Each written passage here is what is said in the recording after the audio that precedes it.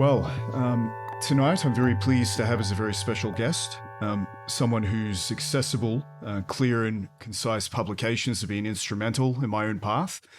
Someone who has had the chance to associate with what I would say is some of the big names in modern Western Hermeticism and occult philosophy.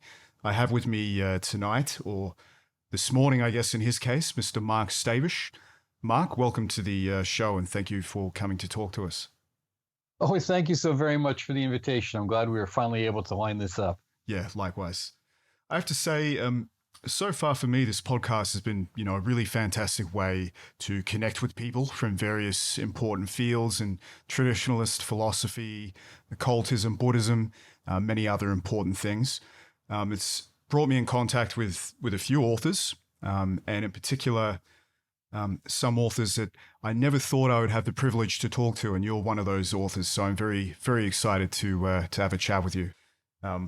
I think a good way to kick things off would be to go through maybe your current work with the Hermetic Institute and the kind of things you're aiming to achieve there, and particularly for the listeners that may not be entirely familiar with you and your work.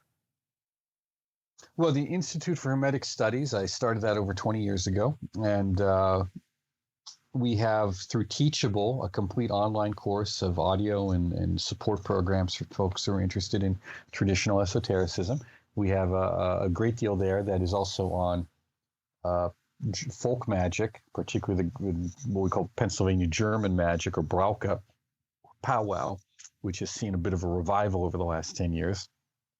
But also that is foundational magic to those looking at where is the continuity between classical magic and the Grimoires. So it's in that point, but it's also a magic that survived up until the 20th century. My family was involved, and my brother was visiting last weekend, and we were going through this box. Literally, it's this old treasure chest, a small one, like you see on a pirate ship, right? But it's a small one. And we're pulling out old family pictures that we haven't looked at in decades. And there was my great aunt's notebook. And it's a funny looking notebook that has, what's it say here? Blue ribbon wheat paste. It's probably from the 30s. And it says it's from something. And inside is all these handwritten psalms and prayers and notations on folk magic, So those are the kind of things that we have and grew up around. And also then with that, the early into mid 20th century esoteric orders. My great uncle was deeply involved in those. And I was as well for many years. And so having that experience gives me a different view on what constitutes an esoteric perspective. And of course, I was involved with philosophers of nature with Jean Dubuis for many years. So we have the Institute's program of study. We have a host of publications that are available online, and there's a host of free online resources. Of course, nothing's ever free. Someone's got to pay to keep it there. Okay, and those such as Vox Hermes, which is our blog, and we're doing more not radio, but interviews. We call them Conversations from the Edge, interviews with authors on topics that go more in depth and more detailed. And we kind of consider these archival interviews because I'm trying to get them done with people who don't have a lot of interview time. That we know these people by name and maybe by reputation, but there isn't a lot out there that they've said or done that's been recorded for posterity. So we're trying to do some of those. And of course, there's always a book or two in publication or in the process. And that's what we're doing. Right. I can certainly vouch for your courses. I've done a couple myself, including the Liturgy to Hermes, which I'm currently preparing for. So I can definitely say they're all of a high quality, and I would recommend that people go and check your website out. It's invaluable for resources on these issues.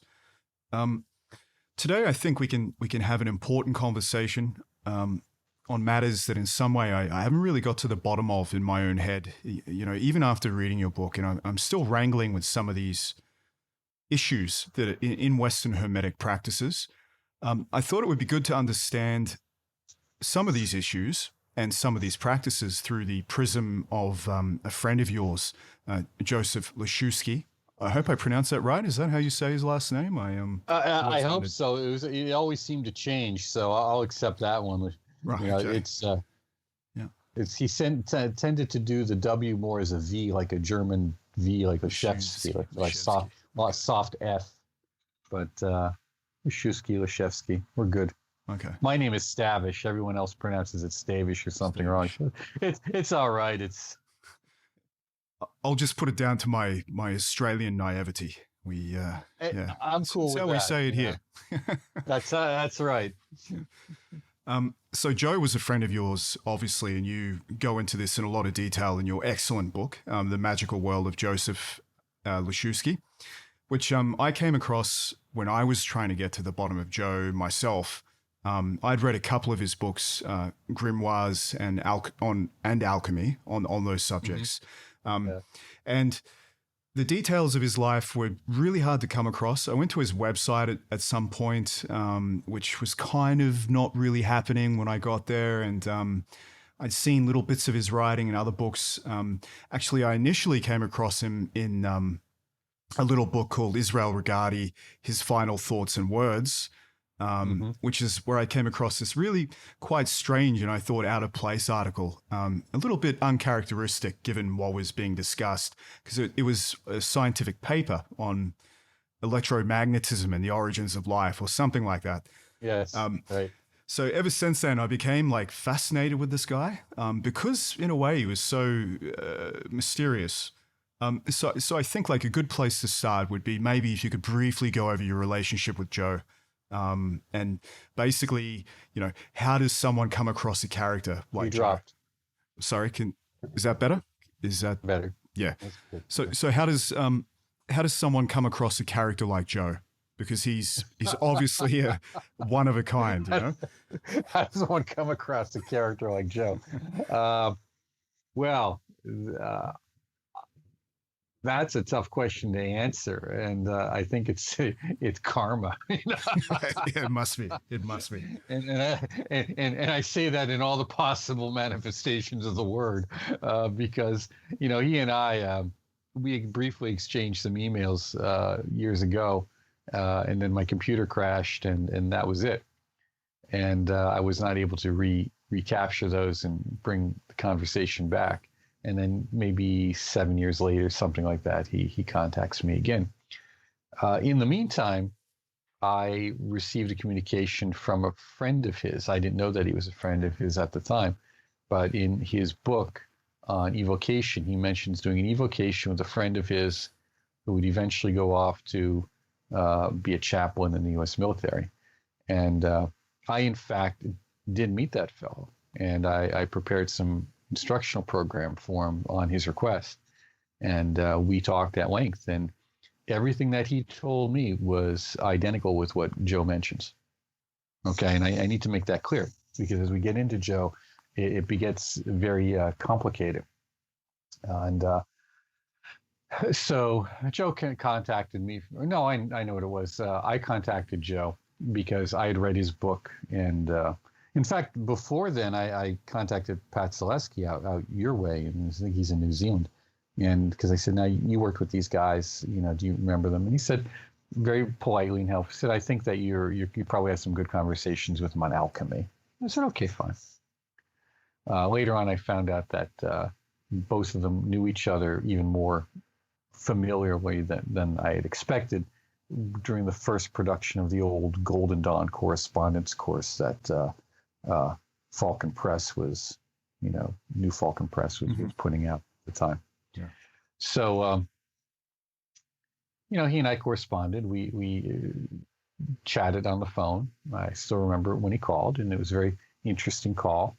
He told me some things, many of which I had heard from other people, and that's what made the conversation interesting. Is I knew that these were almost word for word what I'd heard from others. So I took him at his word as being authentic. And of course, I read some of his books, wrote some stuff for him. He read some of mine. And we had a relationship that lasted for a very long time, in which we communicated almost daily, depending on what was going on. How do you run into someone like that? Again, you have to have a karmic connection, as they say. I have a good friend, an engineer, who in his youth, through his father, he managed to meet a fellow of we can only describe him of being as of exceptional quality. Hmm. You know, the fellow's also an engineer, but highly tuned into the psychic dimensions. Okay, so these people are out there. I think this fellow that my friend knew was of a higher caliber than Joe, but the fact is, people are out there. You know, and same with Jean Dubuis. He was a spectacular person, human being, in terms of adept. But it's not, you don't see them, they're not promoting themselves. You have to have a certain willingness to engage in the uniqueness of each relationship. And they tend to be curmudgeons. They don't take, and in a polite way, I should say, a polite way. They don't have time. Time is meaningful to them. They understand the power of time and Saturn. They don't waste their time on nonsense. You know, like we talked about earlier prior to the show, a lot of the foolish, stupid things that contemporary occultists are involved with in terms of politics. They don't waste their time on that. Sure. Yeah, he definitely seems one of a kind, and he comes across that way as a little curmudgeonly. Certainly, it's the portrait you paint in your book to some degree. A little is polite. Yeah. And you censored him, of course, which you freely admit in the book. You know, the language he used could get a little bit colorful, I'm led to believe. Oh, it's hilarious. Yeah. They say that Madame Blavatsky could swear like a sailor. Right. You know, so I wish we had a recording of that for comparison's sake. You know, I mean, it was some of the stuff and there are localisms too. So they're very colloquial. It's very funny, funny stuff. Yeah, it kind of feels like a kindred spirit because I have that problem as well, I'd say. I can say with confidence that I probably never had the pleasure of running into someone like that. So I guess it's just not in my karma. But anyway, your book, you know, was great because it gave me access to, you know, someone who is kind of a luminary in some ways. One of the things you relate to the reader in the book, and one of the things that appealed to me in his own works, was his kind of hatred of abstractions, like intellectual abstractions. And in all his books, he constantly hammers this hatred home. And one of the things he insists on is getting results. Is this an unusual thing amongst occultists today, do you think? It seems to stand out to me as being very unusual. Well, it is, and it shouldn't be. That's the point. It is, and yet it shouldn't be. You know, if any of your listeners are familiar with tantric practices, you know, when you can receive a tantric empowerment initiation, whatever you want to call it, you're given a practice, a sadhana, and that's the same as a liturgy. And you're told where it came from, how it's done, and what you're to expect. That's it. It's not an abstraction. And when you undertake various ritual practices, the problem is too many people are book learned. And I know that Pat Zaleski goes off on this quite a bit with the people who read about the Golden Dawn, and all they know is what they read about regarding what he wrote, rather than, you know, experiences and other things. So you have folks doing the lesser banishing ritual, the pentagram, and they don't even know what they're trying to get rid of. You know, so or they're invoking something and they don't really understand, well, how does this relate to me? How does this work in and through me? You know, so you have a lot of problems in that area of ambiguity. So precision is the mechanism of enlightenment. You know, precision is the mechanism of time and reality.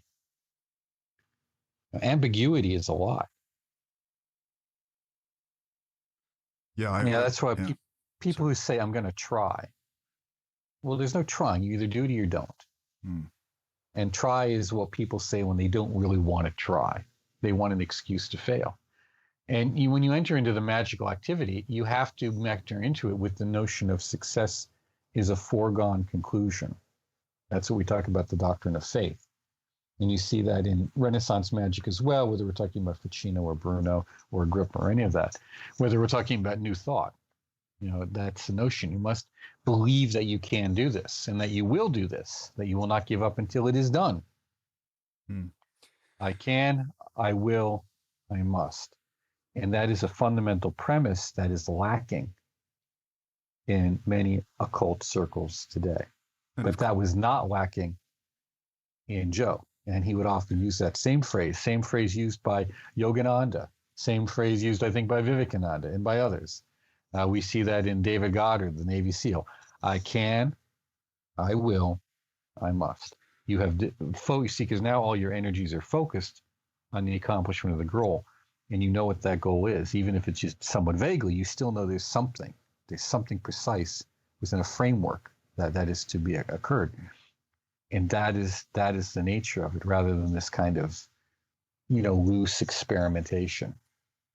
And of course, as Alan Miller would say, work, work, work, which is the last thing many people want to do. Another thing I think occult people often do is they retreat into imagination. And this is something he's really, really harsh on throughout his books, is that kind of difference between acting in the real world and just imagining things to be the case, dressing up in clothes and acting like a silly Egyptian, I think Christopher Hyatt once said. So it seems to be that these practices attract those kinds of people for that reason. Would I be correct in assuming that to some degree? Yes, and I think we talked about this briefly before the show, and I've talked about it openly. People have to admit to themselves consciously why they're going to magic. And we say magic in particular because there's the notion of action or control, the implication of some ability to change your life or destiny or fate through it. And people have to admit to it that I am unhappy with myself. Okay, and some will say it more vaguely, I am unhappy with my life, which is really a way of saying you're unhappy with yourself. You have to take full ownership of it. I do not like who I am. I do not like the way I act. I do not like the way I think. I do not like the way my life is expressing itself. I don't like being the 98-pound weakling who gets bullied. I don't like being the fat girl who can't get a date. I don't like any of these things. And I wish to change. Now, once you've said that, the wish must become a desire. The desire must become an overwhelming focal point from which there is no return. That's it. And that's the failure point. Not only to openly admit why you're there, but then to become fully obsessed with the completion of the goal. And magic will amplify that. The ritual work amplifies what you bring to it. But it also amplifies everything that holds in your way. When you drop to the floor to do a push-up, you have no intention of ever moving a floor. You're not lifting weights because you plan on lifting weights. I mean, unless you're some kind of Olympic contender and that's a professional occupation. Most people lift weights for physical health and wellness, so that they can do other things with their muscles, so that they can do other things with their bodies. It's the same, and what happens is you need opposition for that to take place. So what folks don't understand often is when they invoke the energies of Venus to get a new girlfriend or a new boyfriend, which is a social thing, by the way. And Venus has not just to do with physical relationships and sexuality, but also all human interaction. Okay, all human relationships. Think of it as a dance. Think of it as a giant dance floor where all the different, because it's a 7-pointed star, where all these different energies are moving in a harmonious waltz, if you will. Okay, like maybe a 19th century, ballroom. Okay, you have to realize that when you bring up this idea of I want someone in my life to love me and to have a relationship with, or whatever it happens to be, or maybe just to get laid, what you're also bringing up is the klipoth of it, the obstacle. Because if you don't overcome the obstacle, how can you get to the thing you're after? So you do all these rituals of Jupiter to get money, or maybe the sun, that also means you have to bring up all the other things as to why you haven't gotten it. Am I making this point clear? Because without that opposition, there's nothing to achieve or overcome. There's nothing to realize. So you have to realize your obstacles before you can realize your goals. Mm-hmm. And it's one of the things I've always wondered is, a lot of people that are attracted to magic and do a spell to find a girlfriend or make more money or get, millions of dollars. Is that a reflection of dysfunctional parts of your personality? And would it just be easier maybe to go and do a bit of self-work with not a psychiatrist necessarily, but maybe a psychotherapist, get on top of those elements of your personality that maybe need some work and then maybe take on magic after that? Do you think that's a relevant way to look at things? Well, sure. And we're working on a program at the Institute right now for that. And it's just for men because men have been so weakened and debilitated over the last 30 years, that it's terrible to be a young man now. So we're working on a program just for them. And, and it's easier when you're sitting in a room with men or via teleconference to admit to being a loser, and why you are, okay, and what your obstacles are. Because then you recognize, okay, because men tend to be harsh to one another. And if they're not, they should be in some ways, at least in private, to toughen each other up a little bit. And that's something Joe knew. Joe is a tough guy, okay?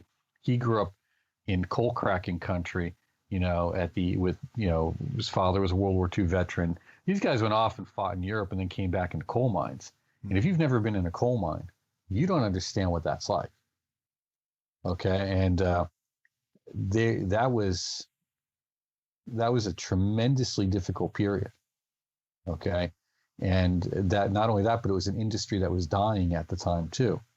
So where do you go from there? And I understand that as well. So I think that the toughness aspect is essential, and that toughness is, and toughness in a personal toughness. Well, we mean personal resilience that all the great yogis, all the great adepts talk about, is missing in contemporary culture, contemporary manhood, and contemporary esotericism. Because it's only through that resilience that you stay focused, you're able to recognize and overcome your obstacles, you're able to self-actualize. Okay? Not just realize, but actualize, bring it forth into expression, those goals which you have. There seems to be a real emphasis on the divine feminine on feminine elements these days, particularly in a lot of these scenes, in these kind of pseudo Eastern mystic scenes and all these kinds of things. So I think it's valuable work that you're doing here to bring that more masculine element back to young men who, quite frankly, have been completely brainwashed not to have it. So that's extremely positive. I guess on the flip side for Joe, what comes across in his book is that, your book, is that he was tough and he had these resilient elements to his personality, but he also had other elements that were probably getting in his way a little bit during his lifetime. Do you think the context of his upbringing had a lot to do with that? Sure, as does with each of us. Yeah. It's very easy for people to read his books or read my book and be critical of someone they didn't know. It's always easy for people to do that. But we have to understand people contextually too.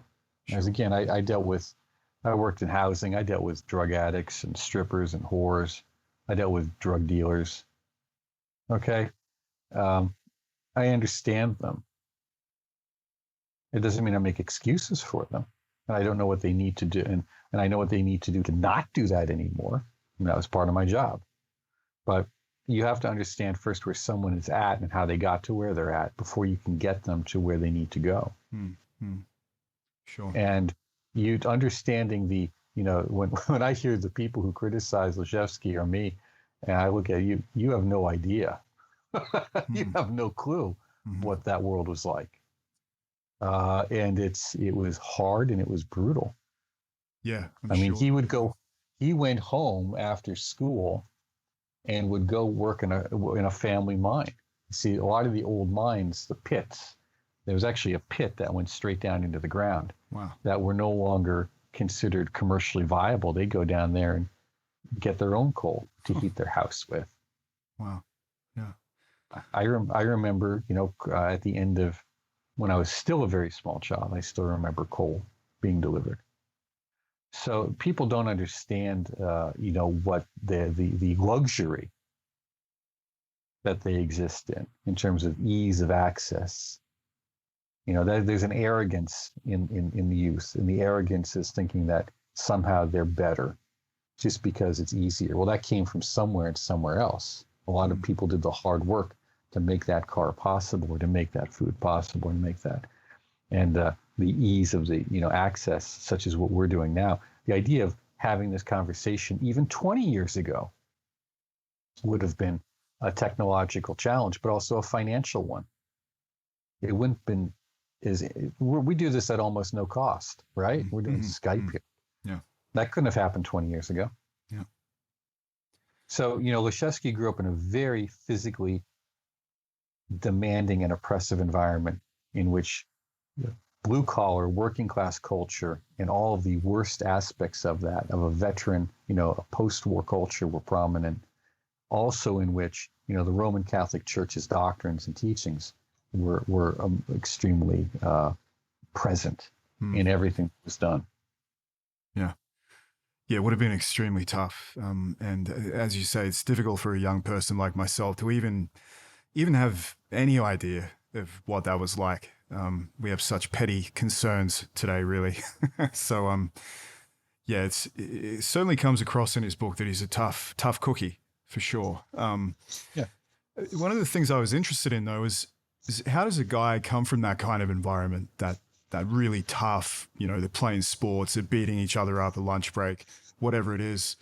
And then when he was 15, I think it was. I mean, how does he then go from that to the Heptameron of Peter Diabano? It just seems such an incredible leap. And I was wondering, did you have any insight on that? Or Yeah. It's how do I get out of this place? Right. It's the same thing that, why does a young girl suddenly think that being a stripper and a prostitute is a way to better herself? Because she's got no other skills. She sees no other option or opportunity. Why does a guy become a drug dealer? Because he sees no other opportunity. Doesn't mean it isn't there, but that's what they see. From their perspective, this is the way out. As I think it was, Mike Tyson said about boxing. Boxing is what you do when you've got nothing else. And magic is what you do when you've got nothing else. So that has to be admitted. People have to come to grips with that. He knew he was capable of more. He wanted to be more. He wanted to do more. He wanted to show these people that he was in some ways better than them, and in some ways he was. And people need to understand that while that sounds, arrogant and egotistical, and it is, there's also truth to it. Okay? And it may not be the truth, we work with what we've got. Can't bring that back enough. We work with what we've got and where we are. And for him, magic was going to be the mechanism, where he would get the resources to move on and have a better life. So, one of the things no one was going to pay for his college. No, 100%. They're not going to be paying for it. That's absolutely right. Yeah. So it's completely understandable that you would go that way. I totally get it. And he ended up going to college, didn't he? So he did an engineering degree and a master's, I believe. Yeah, he did. And the information around that is confusing. Yeah. But, I was able to confirm that, of course, he did get his degrees. Electrical engineering, I think it was from University of Maryland, and he eventually got a PhD from Pacifica, I believe, or one of the aspects of Pacifica University or something like that later in the day. His wife got one, I think it was in biology from that school as well. Because I saw the diplomas, they were actually sent to me. The copies of the diplomas were sent to me. Right. So the Heptameron of Peter Diabano, I believe this is the first ritual he conducted, and this seems to have a huge impact on his life. I'd like to go into the grimoires for a little bit and just kind of Sure. get my head around, what is this practice? What's the point of it? It seems extremely risky. It seems like a lot of effort. And it seems you have these effects like what he describes as the slingshot effect, in which terrible things can happen to you. It just seems like a whole lot of trouble. So what is the point of the grimoire? What are they? Where did they come from? And what do people get out of it? Well, there's some, historical references there and speculations. And Joe is not a historian. I have to point that out. He always used to say to me that he wished he could be more of a scholar like I was. And that wasn't to say that I wasn't a practitioner, but it meant that he recognized that he was lacking in that area of scholarship as well as practice. He was always being an Aries. He was, storm of the beaches kind of guy. And but he said, these grimoires he's come to believe are really the workings of low-level clerics, and they are in many ways. And if we look at the works of, as I mentioned, Peter Mark Adams and his book *The Game of Saturn*, in which he meticulously details the aspects of the Solibus Scutero and its relationship to dark magic in the Renaissance, we see that he makes the same statement about the role of low-level clerics in the magical underworld, the magical industry of Renaissance Italy. So the same was going on elsewhere and in different places. And these grimoires are grammars or notebooks of magical practices in which someone is given the means and the instructions to varying degrees of calling forth what we call a demonic entity. And these demonic entities probably are best understood as simply being very powerful, and with that, chaotic forces. And not completely chaotic, but the best description is that no matter how it appears, you essentially have a wild animal, so keep it on a very short leash. So what do you want that for? Well, they have these entities, or I say the best way to describe it is, it's like you're working with criminals. Again, you have to have had experience with criminals to know what this means, right? That you're making a deal with them. I want you to do this for me, and then this is what you get in return. And since they have no compulsions, they have no moral compulsions, they'll do it. But at the same time, you have to qualify how you want that done so that, there's no reverberation, if you will, or limited reverberation. For example, you go to a hitman and you make the deal, I want you to kill X. Well, they may just blow the whole house up. No, okay. Well, no, that's not what I wanted. Well, you didn't say that. Yeah. So when you notice within the grimoires, there's extremely legalistic language. And that extremely legalistic language is about limiting and qualifying the relationship to very precise terms. And the way I describe it is this way. If you pray to an angel, the angel has your best interests at heart for the most part, we'll say. So the angel will work with you in a way where the desired outcome is harmonious, because it knows that there's things you don't know. So it's trying to work this in harmoniously. Whereas you work with the devil assumes you're an adult and you've thought this through. Yeah. And you know what you want and you're good with it. If you haven't, tough on you. And that's kind of a very crude but simple way to begin to understand the relationship. So you have to really understand the relationships of these entities and forces that you're dealing with. And it is a lot of work, and it is very dangerous. However, or at least can be very dangerous. However, you have to understand that's what is the nature of the desperation of the person to achieve whatever that goal happens to be. But again, the problem is the energies always work in and through us. It's not like throwing a switch. No matter how externalized that entity is, there has to still be a relationship, some means of communicating with you, because it's a psychic force. So that means it has to work in and through your psychic energies and ultimately nervous system and body as well. Even with all the protections, there still has to be some level of engagement. Okay. Yeah. That's where, just like us, we need a mechanism to communicate. That mechanism is the internet. Yeah. But our you and I as individuals and the listeners still have to have fully functioning capacities in order to work with that mechanism. So that's where the magic comes in, and that's where the power comes in and the danger comes in. Are the aims theurgical in the sense that they're designed for, raising the human soul or spirit, or are they purely designed to obtain material ends, shall we say, like wealth or fame or a girlfriend or something? The descriptions in the text tend to suggest purely material ends, but remember, you have to do these invocations of divine force to come and help raise you and protect you, to give you the authority over these beings. So there is again, it's in the reverse. You notice how I said earlier, when you call on the forces of Jupiter to help you get wealthy, it also reflects to you some of the reasons of your poverty.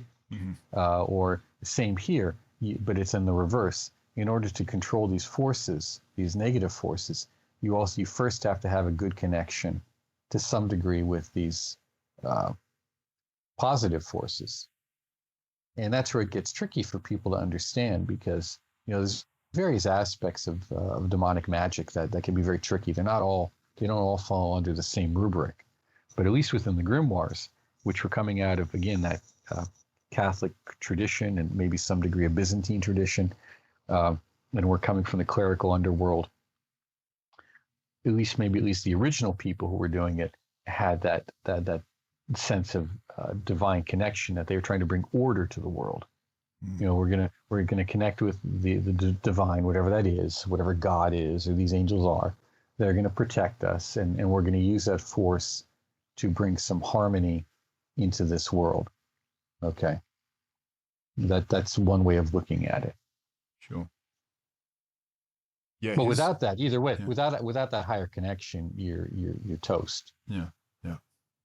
His experience was quite incredible. I think he was the first one. So he's 15 years old at this point, I believe, and he is stuck in a magical circle for, I think it was 3 days, wasn't it? Something incredible like that.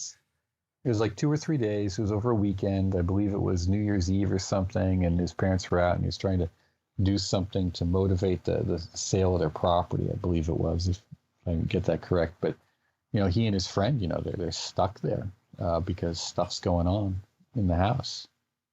Now, always the question is, they both heard it. They both saw it. Is it real phenomena? Is it just imagined? Psychic projection? Who knows? It's still terrifying to them. Yeah. Because they had no mechanism to address it with. And remember, I spoke to his friend before I really ever met Joe. So I remembered these stories because of the details and the things that were said. Like, I remember this. This was told to me. Yeah. And he's pretty clear in his belief that he thinks that they are objective forces, or at least there's no use in believing otherwise for the purpose of the activity. Well, that's correct. And this is where we have to understand. Just so you understand, the first, I have to look it up while we're talking. Yeah, sure.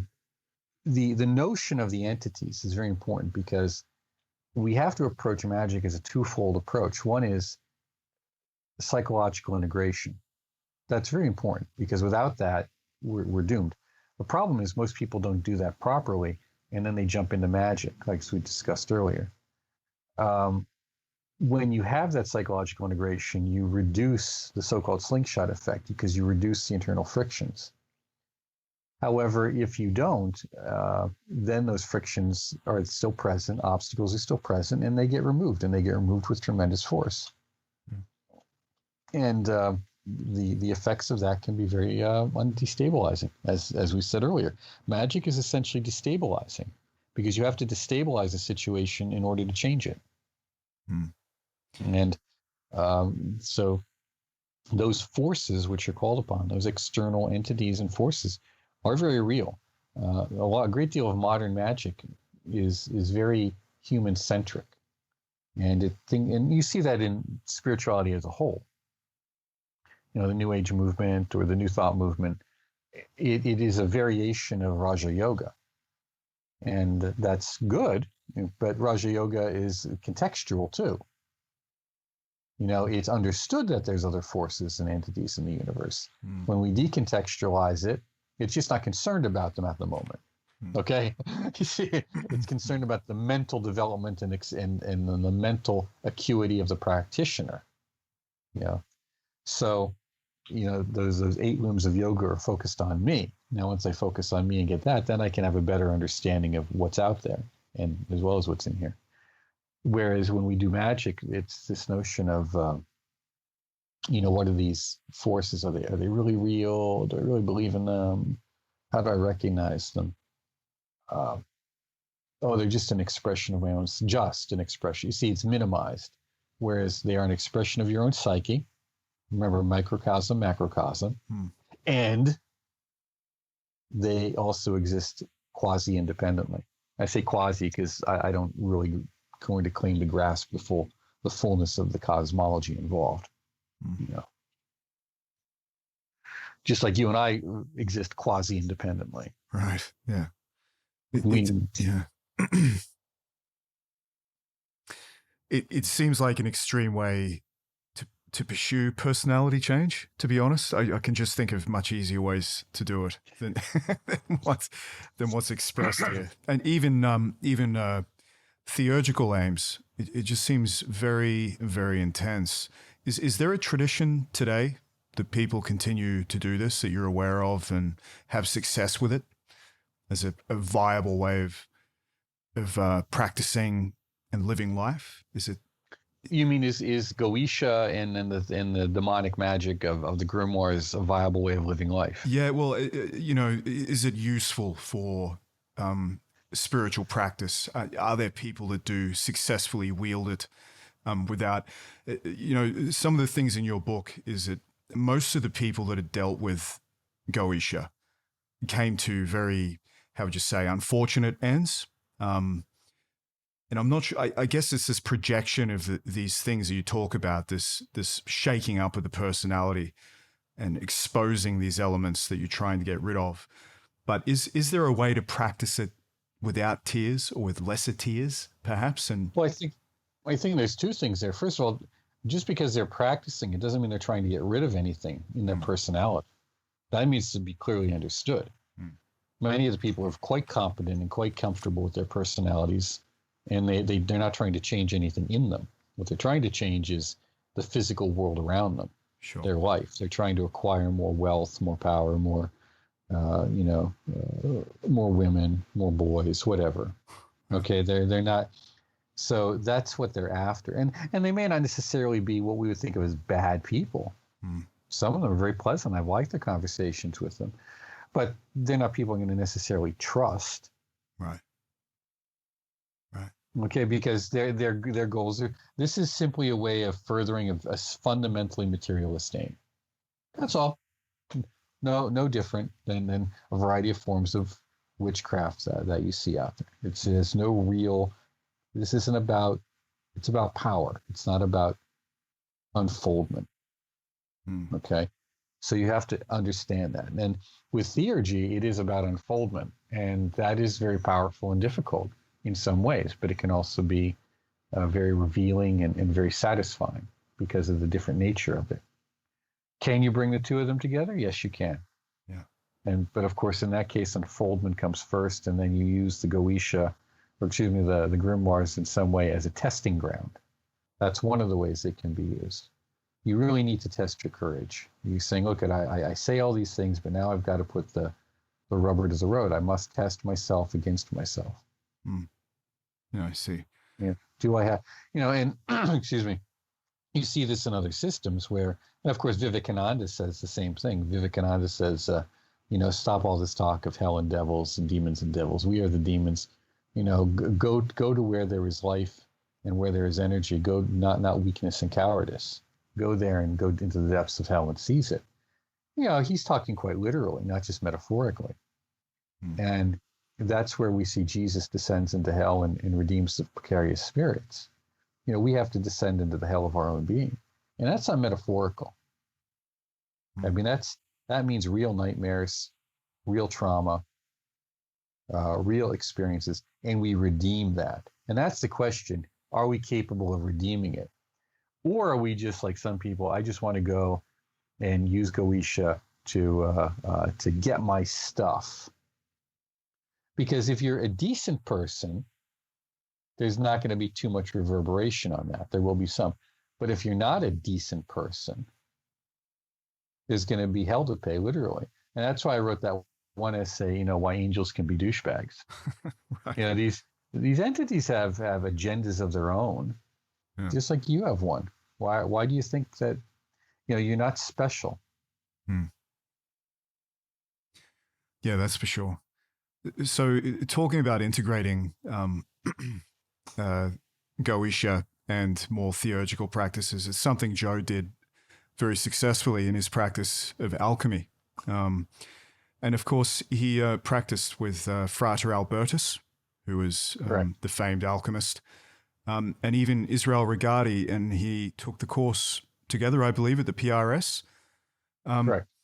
I just wanted to go into this side of Joe a little bit because it kind of stands in contrast in some ways, but not really, because he approached alchemy, at least as related in your book, with the same kind of results-driven kind of aggression.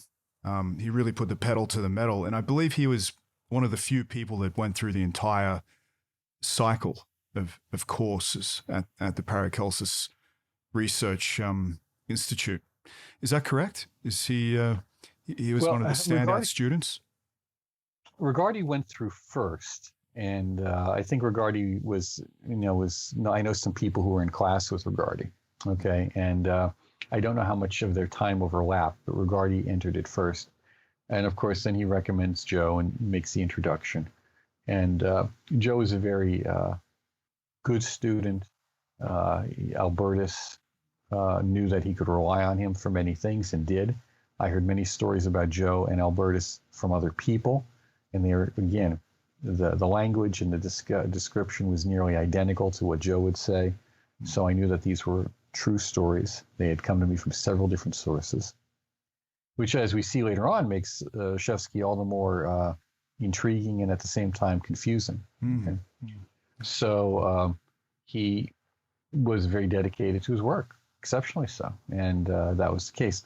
And he approached it as the idea that if I'm going to do this, I'm going to get results. Otherwise, why am I doing it? What do I expect out of this? I mean, you put money in an investment, you expect it to bring a return. Otherwise, why are you doing it for? Yeah. And this is where we see that lackadaisical, vague, nondescript approach that many in the spiritual communities have. They just kind of float in the fantasy land of Yesod, is why they fail. And that's why they don't actually achieve good initiation. It takes rigor. You got to move out of Yesod over to Hod, and that takes rigor. That's the pillar of rigor. Now, the problem is you can pillory yourself there. We see a lot of terrible occultists who are just intellectually arrogant and abusive and rude.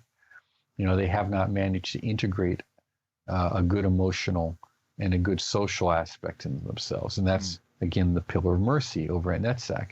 But these are still just fundamentals. This is just basic human nature, okay, basic human personality stuff. So they're not even really good initiates at this point, okay? To say they're an initiate or an adept would really mean that they have what we say the experiences to some degree of what we think of as Tiferet. And that at least is part of the requirement of good harmony and balance. And just because you have the experience and can carry it over doesn't necessarily mean you live there, so to speak. It doesn't mean there's a permanent transformation. Just because you can lift 100 pounds in an emergency or 200 pounds or 500 pounds, that doesn't make you an athlete or a bodybuilder. And it's the same way with these inner experiences. These inner experiences come, but they have to be, there's a periodic nature to them, and they have to be integrated. because they do disrupt the system, so they have to be integrated. Alchemy helps tremendously with that, and Joe took on some of the most difficult alchemical experiments there were, whether it be the preparation of the gur for the homunculus, or even working with some mineral work to prepare for a stone, at least a white stone or a red stone. And he saw a great deal of things take place there. And of course, with Rigardi, was an associate to some degree of Albertus's. Yeah, they knew each other. Yeah, they had quite a checkered relationship too. If Joe's books to be believed, it was Israel Rigardi and the Philosopher's Stone. I think they had quite a few falling outs over the years, it seemed. Well, Rigardi was a triple Scorpio. I mean, you ever date a Scorpio girl? Yeah, I have a tendency to do that actually, Mark, for some reason. I don't know why. Yeah, my friends tell me that's been my undoing. He goes, that's the same thing. Don't worry. She's a Scorpio. How do you know? Well, I'm just, it's a litmus test. If he's looking, that's what it is. We don't need to even ask. So it's the nature of intensity. Yeah. Okay. Again, the nature of the intensity. So Rigardi would have these falling outs with people too. Not terrible, but he had them. Yeah. He was cantankerous at some point in his own way. Albertus was the alpha dog in charge there, as he had to be, and he had very strict rules about things, which worked for his benefit. And so you have to obey the teacher. Yeah. If you want to get results and do what's done. And that's what I think people didn't want to do. Joe was very good at taking his teacher's words as law and following the instructions to their completion, which is to his benefit. Because that gave him experiences that other people didn't have. It's like when we do the Liturgy of Hermes and you follow it out for the full 40 or 42 days, you will have experiences that other people simply won't. Because it's a traditional practice, it's a traditional way of doing things so you get those results, and that's where we see, of course, with Joe, we see some projection onto both Rigardi and Albertus as father figures. This is a well-known phenomenon. Everyone has done it. Anyone who says they haven't either means they never really had a good relationship with a teacher, or they're lying to themselves. It's the nature of what happens. He resolved those eventually. He came to a good relationship with it in the end. And but aggression is the word. He was an Aries, and everything was this full-on martial approach, which needed to be tempered, because that's a very explosive beginning, but you need to temper it for the long haul. Yeah. A quick word on alchemy. And actually, I think it was Israel Rigardi. I kind of always had that idea that alchemy was kind of this elaborate, archetypal, psychological kind of Jungian kind of work that you undertook to, understand yourself and all that kind of stuff. But later on, actually, after reading your book, it became abundantly clear to me that I had it completely wrong. And there were probably elements of spiritual development, but it's also actually a practice in the laboratory. And this is something that Joe obviously really liked. It's a theme throughout his life that he wanted to practice things in the real world that weren't abstract, where you could measure results. Can we just talk quickly on alchemy and the fact that it is a laboratory discipline? Well, sure. One of the problems, and Jean Dubuis mentioned this, and I remember very early on, and I remember it quite clearly because it's like, aha, finally someone has said it. They said, in alchemy, there is no illusion, because either you have transformed something or you haven't. And in ritual magic, it's very easy to delude yourself, particularly if you don't have a specific goal in mind. See, the goal of at least of the Grimoires, is very specific. A lot of the goal of modern ritual magic is amorphous. What exactly is it that you're banishing? What exactly is that you're calling forth through these rituals, these invocations? It's not clear. So that lack of clarity leads to a great deal of, again, delusion. That's not the case in alchemy, because either you've done it and you have a result, or you haven't. So that's where results need to be brought to all tables of activity. Mm-hmm. We say that in computer programming, someone told me there is a phrase that goes, you know the function of the program by the results. What's the purpose of the program? You know it by the results. Mm-hmm. Yeah. And we always say that by the results, you will know them. We have to stay focused on results, not theoretical ideas, not abstractions. And that's why you see so much confusion in the modern world, because the philosophical and political ideas, particularly that have permeated and insinuated themselves into various spiritual domains, are a false idealism. And whenever they fail, it's never that person's fault. It's never the movement's fault. It's never that the ideal was false and could never be realized to begin with. The excuse is always somewhere else. And that's anathema to initiation. That's anathema to genuine spiritual progress. Genuine spiritual progress is, I am fully responsible for my life. I take responsibility for my life and the things that come from it, of it. Yeah. So we need to focus that we know the value of something by the results. It's just, as above, so below, as below, so above. So we know someone's value in the spiritual dimension in many ways based upon what they can bring to the table in life down here. Interestingly, Rigardi, I think he got stuck at, is it the mineral antimony? He had an issue with that. He actually burned his lungs, didn't he? Antimony is tricky because it contains sulfur and arsenic, and so it's dangerous.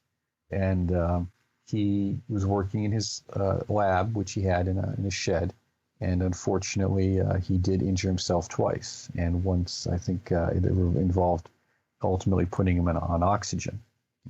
So he was skilled. I understand that he was skilled. That was, but that, accidents can happen, and accidents are when we're not paying attention. So that's what that's what can happen. And Joe was very successful at alchemy, so he went through this course pretty much in its entirety. And as you say, he got into, it's called the waterwork, isn't it, with the gur and the homunculus, which is something I wanted to talk about a little bit, because your average person, and to some extent me myself, would read that account and just think, it's got to be rubbish, surely. But I guess I have no reason particularly to doubt it. But what is it? What is the point of that kind of work? And why did Frater Albertus kind of push him into trying to raise the homunculus? Well, it's very simple. He knew that Joe had the balls to do it. Right. And do you think it was an interest for Frater Albertus, or was it just Yes. Yeah. I have no doubt about that. Albertus was very good at compartmentalizing people and things. Okay. Wow. So he would, compartmental, and we all do that to some degree. Some people are better at it. So, he knew what he could rely on Joe for, and he knew what he could rely on other people for, but doesn't necessarily mean those two people ever met. Yeah. And it seemed to take a lot out of Joe when it failed, by the way he accounts at the end of the whole thing. Yes, it appears that way. And I think this goes into an area of occultism that, going back to, Peter Mark Adams' book, The Game of Saturn, is hinted at in terms of Byzantium magic. And, we hear a lot of talk about sex magic, particularly as a result of Crowley and Paschal Beverly Randolph. However, those notions of sexual magic are really simplistic and primitive when you think about them. The real notion of the sexual fluids which is primarily the humans, the male sperm, but also blood, particularly menstrual blood, is well documented in Indian Tantra, but also in Vajrayana Buddhism. When we hear about bodhicitta, compassion, that's a terrible translation. The word is more of awakened mind or heart mind of courage. But the ultimate bodhicitta is in the essences. And the essences are those. We talk about taking refuge in the Buddha, the Dharma, the Sangha, but also there's the channel winds and drops. And those drops are the fluids, the red and white fluids as they're called, and that how they transform energetically, are transformed and rarefied for the creation of the rainbow body of light, as we would call it. And in Indian Tantra, I think they refer to that as the transformation into the ojas.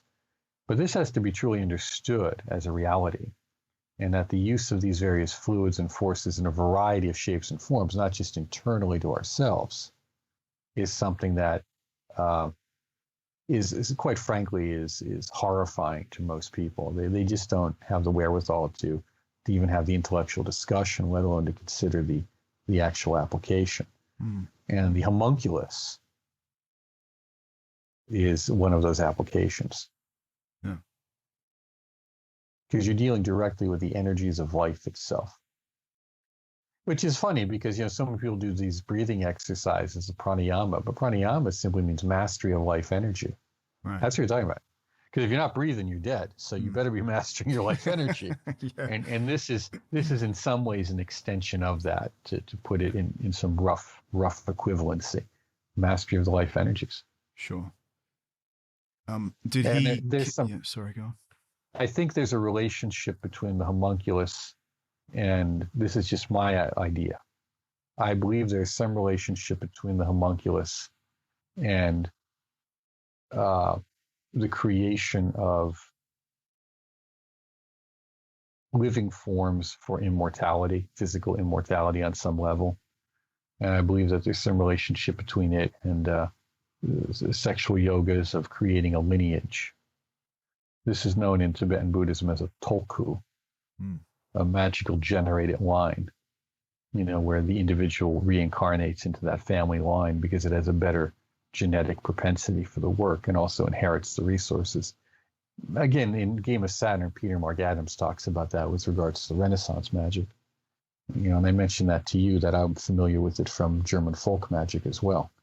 But these are considered ideas that really shake people up, because we're getting to the hearts of reality itself. And the universe suddenly takes on a different shade when you start talking about this stuff. Yeah, no, it certainly does. But I find it endlessly fascinating. It's incredible to me. And just reading that account was something else. But yeah, I guess that this leads me to segue to some of the more unusual elements of Joe's personality. You give the account that he said that he was involved in NASA research for many years, and that also he was involved in the space-time continuum and research in time travel. Would you like to go into that a little bit? Because this is one of the bits of his personality that I had a lot of trouble getting my head around, to be honest, how that fit in with who he was and why he thought these things were important at all. Well, that's the interesting part about Lisiewski, is that his occult life was well known to people, at least to a group of people, and therefore I could verify it. It's just that simple. I've stated many times. His mundane life is where we get into the areas of confusion. Okay. It is in his mundane life where we get a lot of the contradictions of where he worked or where he didn't work, what he said and what he did, what he told me versus what his wife told me. And I think that and a lot of things he would often tell me, I'd find out were true. Years later, they'd often be true. But where he got that information from, I don't know. I can't tell you. Yeah. I just, and I don't pretend to. I just know that what he said about his professional life was dismissed entirely by his wife to me. And yet at the same time,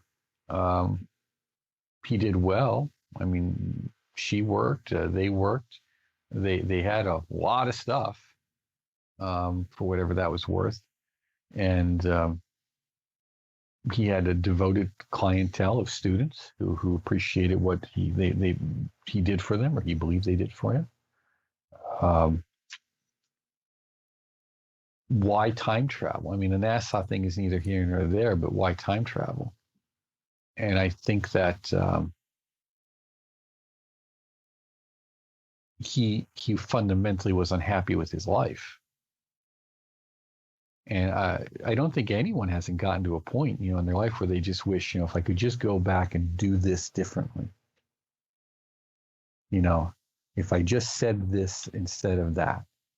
If I treated him or her this way instead of that way.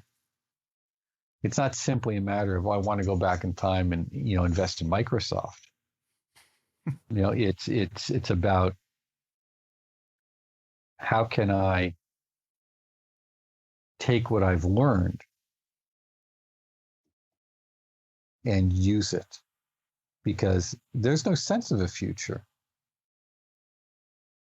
There's no certainty of an afterlife. There's no certainty of that kind of survival that we talk about. You have hosts of esoteric and yogic practices that are designed to guarantee that, or to at least build that in some fashion. Here, it's more or less a doctrine of faith. You close your eyes at night and you hope you wake up in the morning. So Lisiewski was looking at time travel as a mechanism for possibly entering an alternate dimension, not necessarily this one, same time, space line, and just, starting from scratch. And really, how's that any different from, when we think about it, how's that any different from astral projection or any other kind of notion of alternate realities, psychic domains and dimensions, physical worlds, fairy world, or any of that? Yeah. Do you think he really was engaged in that work? Yeah, I do. Yeah, I do. I think so. And I think he had some good results too. Yeah, okay. Fascinating.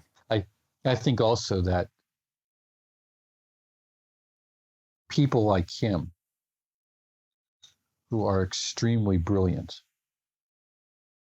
but somewhat unpredictable, okay? I believe that they are isolated intentionally. And I'm thinking of a friend of mine who told me about the engineer he knew who lived out in the desert. He said the fellow was brilliant, and his psychic insights were staggering. He was, but he even said, "There's a limit to what I can say and do." And people don't really, unless you begin to meet people like that,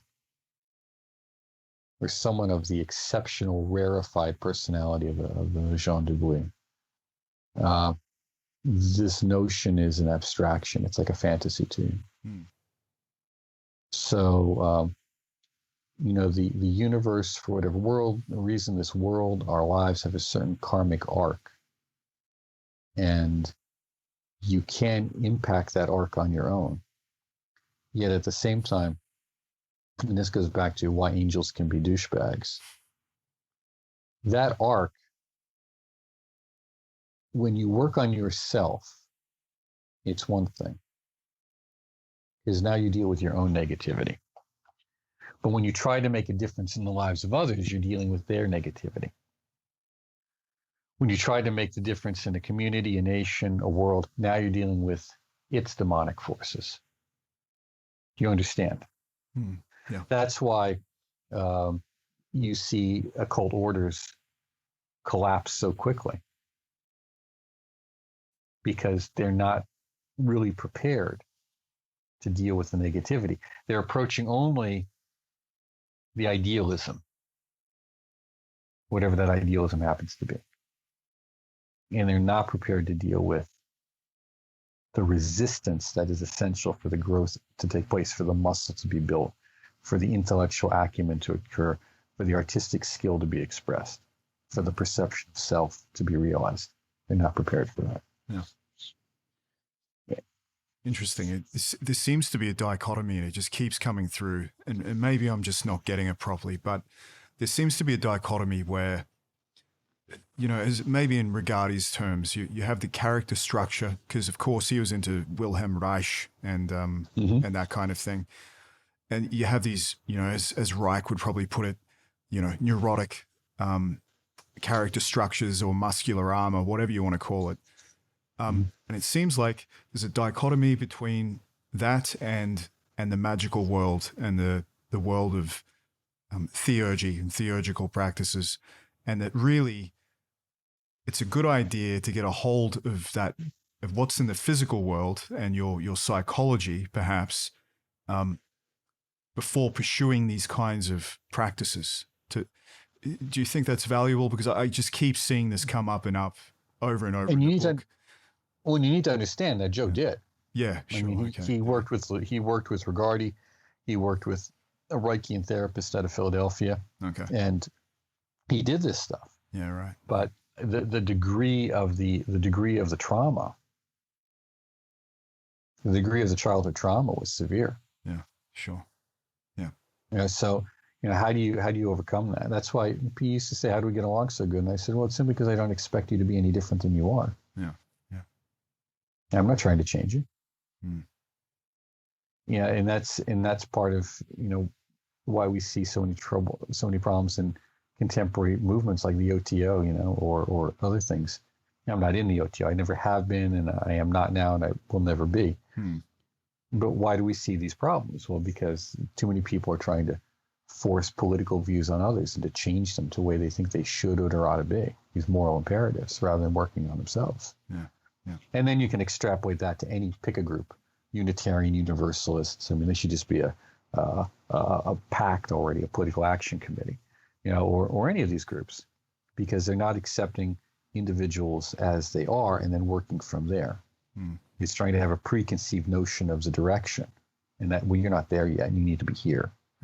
And magic doesn't work that way. We're talking about a phenomena of self-creation, as Levy said and others said, that takes untold periods of time, from the beginning of beginningless time, as they would say in Vajrayana.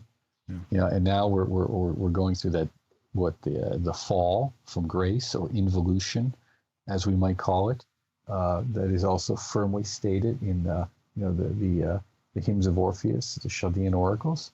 And then what? Well, then there's the return, the path of return, or self-awareness, and how does that take place? It takes place through friction. I become aware of where my finger ends, not because I know I have a finger, but because when I hit something, I become aware of my limits only by encountering them.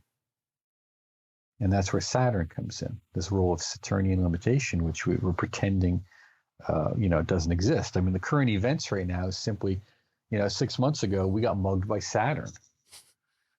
That's all that, you got to learn to accept these things so that you can deal with them, so that you know properly how to manage it. Yeah. And Saturn is about time, space management. Yeah. There's some essays on my blog, Vox Hermes, about discussions I had with Joe along this notion of time, space, and psychic encounters that we have. One about UFOs and floating heads and stuff like that. And so I think folks might want to read those, because those are kind of interesting. Absolutely. In terms of what goes on. Yeah, if you could send me the links to that, maybe I can publish it in the show notes. That'd be excellent. I'd like to read them as well. Yeah. Okay, I'll send you 3 or 4 of them that were pretty good. Yeah, great. So I think that's where we're at with it. And how do you refine your personality? How do you refine your character? Well, especially if you don't even know what you're doing. Yeah. And if you're lucky and you have a good therapist, or someone like Rigardi or Albertus to help you, you can go a fairly long way.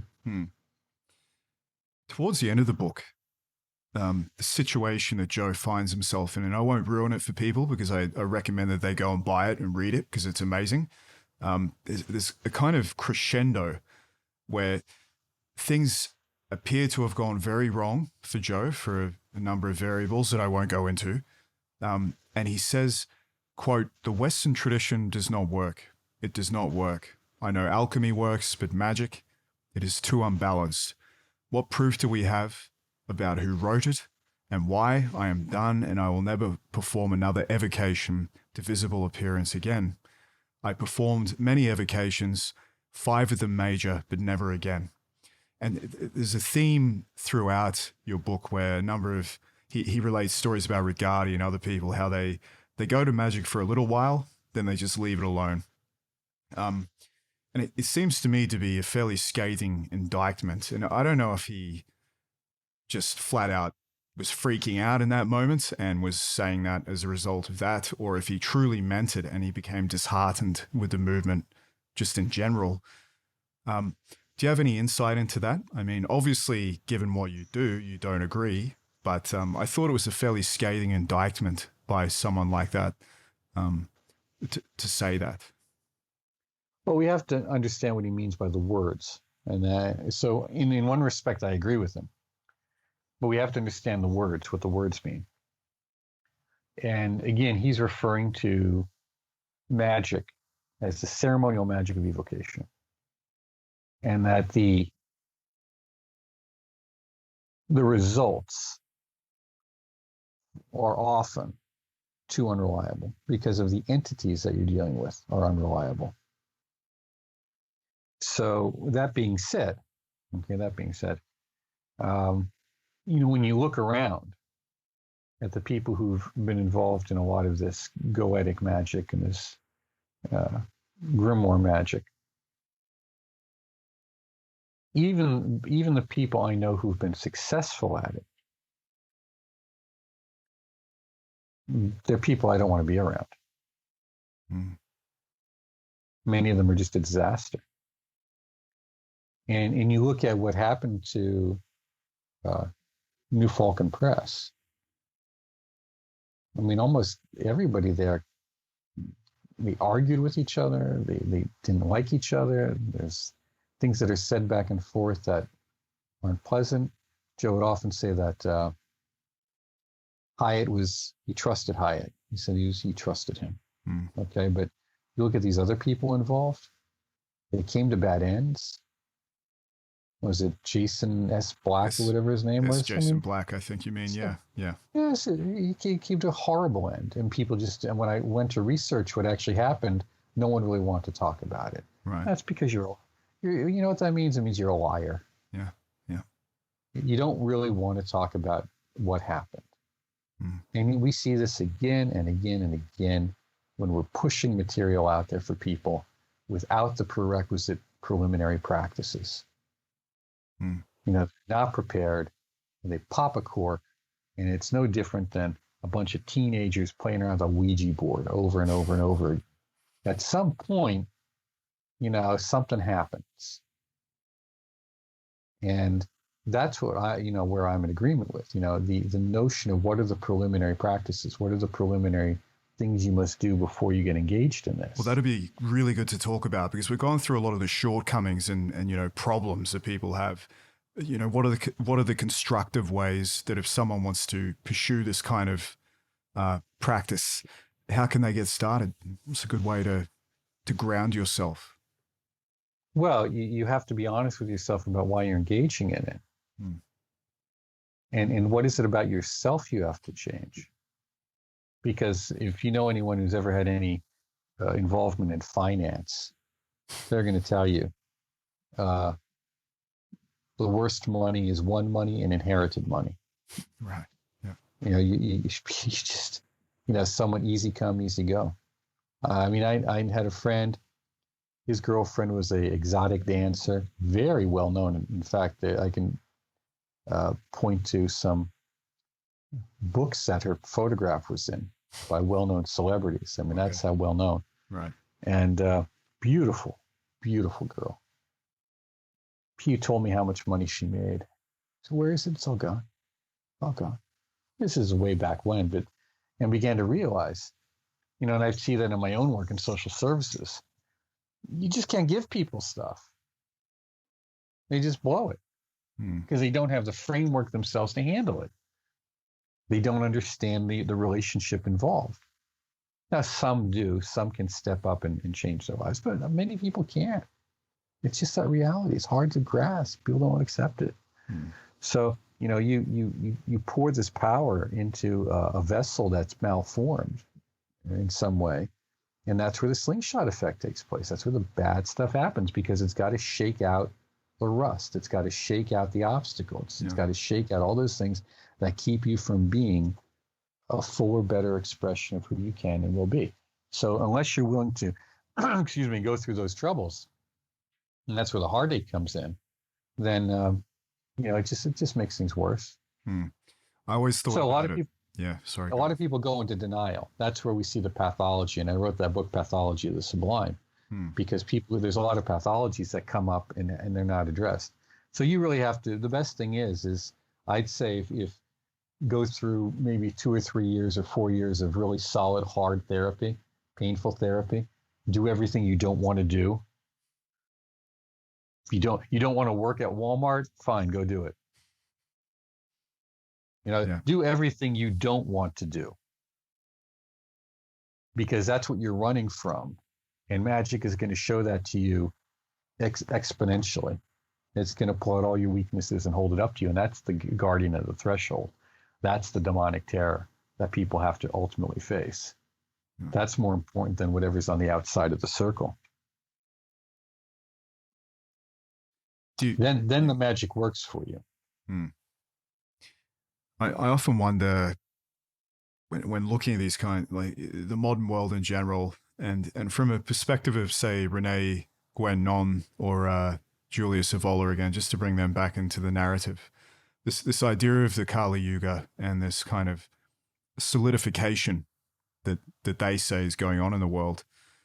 I often wonder, compared to someone in the medieval period, from the height of that period, where a lot of these practices came from, are these practices even accessible to a modern person? Because I often wonder, just by virtue of most people's shortcomings, both spiritual and even intellectual for a lot of people, are these practices going to die out because people just are not able to access them in the way that they were designed to be accessed? Boy, well, that's a huge question, isn't it? I mean, we see within Tibetan Buddhism, Vajrayana, we see within Indian Tantras even, the explosion of the ease of access of information over the last 20 years, and in the last 10 in particular. And that explosion of access is even accelerated now in the last 6 months because of COVID. And that's around because the notion is, you only publish something or make it easily accessible when you think that it will not be sustainable in the previous form. Yeah. So, what many people celebrate as a great access also means they don't know what the hell to do. They're awash. It's like a giant buffet, and they suffer from bulimia. They go over and they binge and then they purge because they don't know what to do. There's so much to choose from, and they don't have the discrimination to make the proper choices because it's all so fascinating and it's understandable. It's like walking into a toy store when you're a kid. It's like, wow, look at all this stuff. Yeah. Or walking into a candy store. Wow, we're going. The worst time to go shopping for food is when you're hungry, and then you buy everything. Yeah. So it's the same way here. Now, will it survive? Well, yes. The question is in what form. And the prophecies on the Kali Yuga suggest that at the end of the age, the practices that will survive when all others have died away are both a devotional practice and a kind of a dzogchen or direct perception practices. That may not have much meaning to most of your listeners. However, that means that the performance of, say, grimoire magic as we now understand it will become, I don't want to say nearly impossible, but most likely and very limited. I mean, even try to do it now. You need specific space to draw these circles in and to be undisturbed for several days, maybe weeks even. How many people have that spare time and that spare space? Particular types of trees that we don't have here in Australia. That's kind of what prohibited me from being able to do anything. Is we don't have oak trees or whatever it was. It just made it hard, you know. Yeah. And you can work around that. Yeah. That's, as much as many people, purists, will disagree with me, you can work around that because there's a quality or association. So as long as you are profoundly doing your best, Agrippa is very clear on that. So is Paracelsus, that it's better to do a ritual done poorly to the best of your ability is better than a ritual done well, but without any real juice to it. I'm paraphrasing, of course. So if you have the desire and the juice, that is going to take you very far. Bruno and Ficino are very clear on this, as well as are the Arab sources they use. So, but that's where Joe is very firm about the shortcuts. People always trying to take shortcuts. Because they come to magic as a shortcut. I don't want to face the fact that I have to, stop drinking a big gulp every day, feeling sorry for myself, spending too much time playing video games or looking at porn. And I got to go out and do a job that I really don't like. Yeah. But, in not liking it, it's going to motivate me to do better, to look for something else. Instead, what I want is the world to, just do what I want it to do. And that's chaos. That's why you see the chaos that we see in some of the cities in the United States today. Because there's certain things you have to do that are wonderfully unpleasant. And that's how you get ahead in life. Yeah. That's how you realize your potential. You only realize your potential by facing your shortcomings and then overcoming them. And magic is going to make you do that.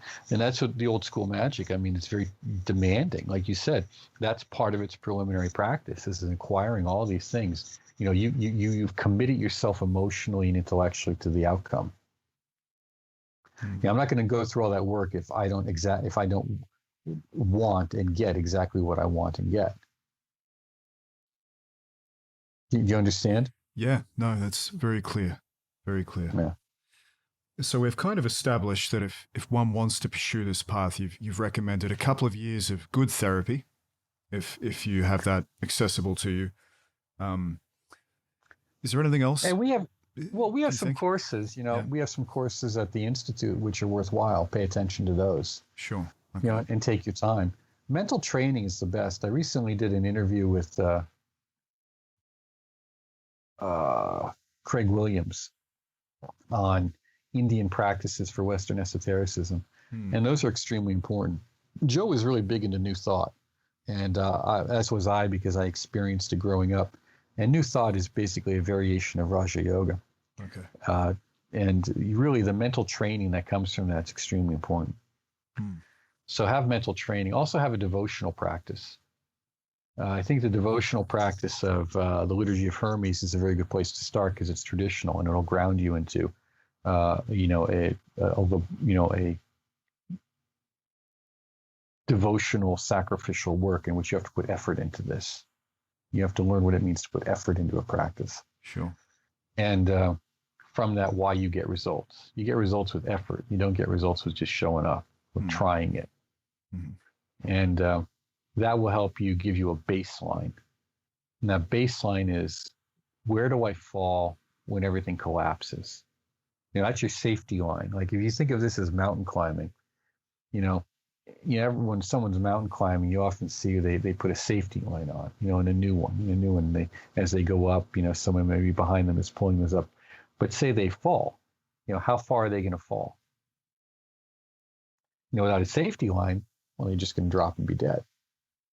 Yeah. So your preliminary practices are your safety line. This is, if all things collapse and it gets bad, this is what I have to rely on. Sure. It's kind of like you've got something to hold on to, basically, that is going to get you through. Essentially, it's your psychological keep. In a castle, you have the outer walls, the moat, the outer walls, and then you have the keep. And if everything goes south, what's the final point of retreat? Hmm. And you have to have that within yourself. You have to have a final point of retreat, which is not the final point of retreat. In fact, it's the point of origin. It's the point of beginning. This is where all my juice comes from. Because the keep isn't the last thing built in a castle, it's the first. And then they move outward from there. Hmm. So it's the same way here. You have to establish a firm relationship with your inner self, whatever that how you express that or understand that. And at least a firm confidence in that relationship. Otherwise you're appealing to these external forces. And that's like calling for your mommy. Yeah. It may work. It's there's something about our nature where that seems to kick in and help us. But if you do something really stupid, you'll be lucky. You may get out with your sanity. Yeah. So you have to establish what is sanity. Hmm. What is baselines? Our inherent nature is sane. Like in Vajrayana, they say our inherent nature is sane. So what is that like? What does it mean to be a sane person? Think about that. Hmm. If you have that, then dealing with all these terrible appearances and terrible forces is considerably easier, if not a big deal, or not even essential. Yeah. So I've run this a little bit according to some of the things I wanted to go through, and I wanted to look at alchemy and go issue through Joe's story a little bit. So it may seem a little bit muddled for some people, but I thought it was valuable because there's a lot of valuable lessons in Joe's life, just in general. I think. Just some final considerations. I just like to hear from you. What are some of the important lessons that stand out to you about Joseph's life and his practice that maybe people should know about more widely? Well, that nothing beats hard work. And hard work means focus and dedication to an action that will bring outcomes. And you know what those outcomes are. Mm-hmm. So precision. Nothing beats precision. And with that, the importance of good teachers. He had good teachers. And we can say what we want about Rigardi or even anyone else, Robertus, but they were good. They're good people, and they did have his best interests at heart. Nothing beats learning genuine compassion, a feeling of goodwill towards yourself, and then a feeling of goodwill towards those around you, even those who are your enemies. And when we have goodwill towards our enemies, it doesn't mean that they're not our enemies, because they wish us ill. We know that. That's why they're our enemies. It's not like we wish them ill. I don't care what they do. If they weren't bothering me, it wouldn't be a problem, right? Mm-hmm. But it's you recognize that, you recognize them for where they're at, and you respond accordingly. Not over the top. You respond accordingly, whatever that situation needs. So, genuine compassion, opening of the heart to the mind, the inner self, is foundational to this work. That's what we talk about theurgy. And having that experience allows us to understand the difficult components in ourselves and others. It doesn't make them go away in others. It doesn't mean they're not a problem anymore. It just means we understand them better and therefore have a better chance of dealing with them. It doesn't necessarily make them go away in us either, but at least it gives us the avenue for changing our self-creation.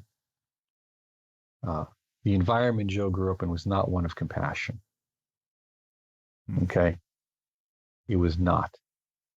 And that hardness that was constantly there in school, in the work environment, in church, all these things, very, very hardening of the body. And with that, the mind and the emotions. So we have to learn to be demanding of ourselves while being a little more generous to others. Not foolish, but just give them a little more leeway. But at the same time, that self-love and self-respect and self-appreciation has to be there. And that's where I say the true death of Lisiewski was anger. Anger killed him. Yeah. You make that point That's that anger and addiction seem to be quite common amongst a lot of these kinds of people. A lot of these. Yeah. Oh, so much. And with that is sarcasm. Sarcasm is not humor. Yeah, I agree. Yeah. That's why I see, that's why I say when we look at the current political climate, particularly political correctness, why do I say it's evil? Because it has no sense of humor. It doesn't allow itself to be mocked or joked about. Lenin didn't allow that. Stalin didn't allow that. It takes itself also seriously. So you have to have a sense of humor. And by that, I don't mean sarcasm. So, because that's just another form of anger. And that has to, doesn't mean that we don't experience, again, those martial energies, but really handling them is tricky, because it says, the seeds of gold are found in Mars. The real energy of adepthood is not just the realization of self and Antiphorus, but the realization of self and the actualizing it through the energies of Mars and their expansion in Hesed. So those are the things we're dealing with.